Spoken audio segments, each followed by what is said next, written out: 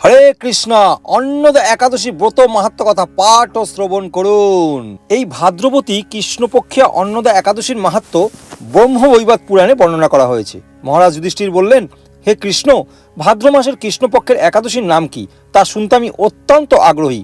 শ্রীকৃষ্ণ বললেন, হে রাজন, আমি সবিস্তারে এই একাদশীর কথা বর্ণনা করছি, আপনি একাগ্র চিত্তে শ্রবণ করুন। ভাদ্রের কৃষ্ণপক্ষে একাদশীকে বলা হয় অন্নদা। এই তিথি সর্বপাপ বিনাশিনী।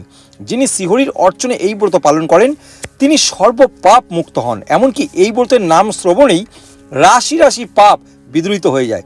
এই ব্রত প্রসঙ্গে একটি পৌরাণিক ইতিহাস রয়েছে। প্রাচীনকালে হরিশ্চন্দ্র নামে এক নিষ্ঠাপরায়ণ সত্যবাদী চক্রবর্তী রাজা ছিলেন। পূর্ব কর্মফল ও প্রতিজ্ঞার সত্যতা রক্ষায় তিনি রাজ্যভ্রষ্ট হন। অবস্থা এমন হলো যে তিনি নিজের স্ত্রী, পুত্র ও অবশেষে নিজেকেও পর্যন্ত বিক্রি করতে বাধ্য হলেন। হে রাজেন্দ্র, এই পুণ্যবান রাজা চণ্ডালের দাসত্ব স্বীকার করেও সত্য রক্ষার্থে দৃঢ়নিষ্ঠা প্রদর্শন করেছিলেন। তিনি শ্মশানে মৃত ব্যক্তির বস্ত্র কর রূপে গ্রহণ করতেন। এইভাবে তার বহু বছর কেটে গেল। দুঃখ সাগরে নিমজ্জিত হয়ে কি করি, কোথায় যাই, কিভাবে এ দুর্দশা থেকে উদ্ধার পাই, এই চিন্তায় তিনি দিন রাত বিভোর হলেন। এমন সময় দৈবক্রমে পরদুঃখ দুঃখী গৌতম ঋষি রাজার কাছে এলেন। রাজা মুনিকে দর্শন করে ভক্তি ভরে প্রণাম করলেন। করজোড়ে তার সামনে দাঁড়িয়ে একে একে নিজের সমস্ত কথা জানালেন। রাজার দুঃখের কথা শুনে মুনিবর বিস্ময়াপন্ন হলেন।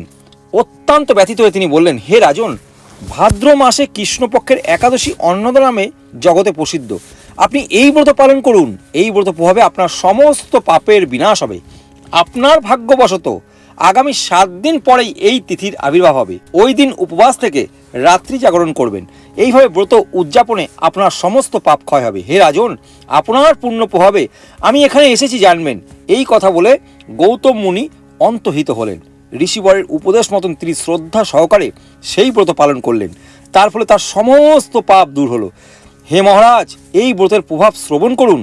যথাবিধি এই ব্রত পালনে বহু বছর দুঃখ ভোগের অবসান হয়।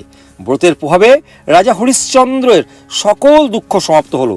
পুনরায় তিনি স্ত্রী ফিরে পেলেন এবং তার মৃত পুত্রও জীবিত হলো।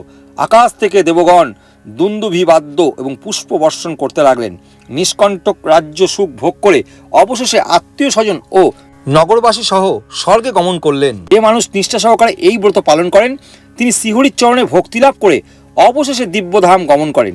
এই ব্রতের মাহাত্ম্য পাঠ ও শ্রবণে অশ্বমেধ যজ্ঞের ফল লাভ হয়। হরে কৃষ্ণ।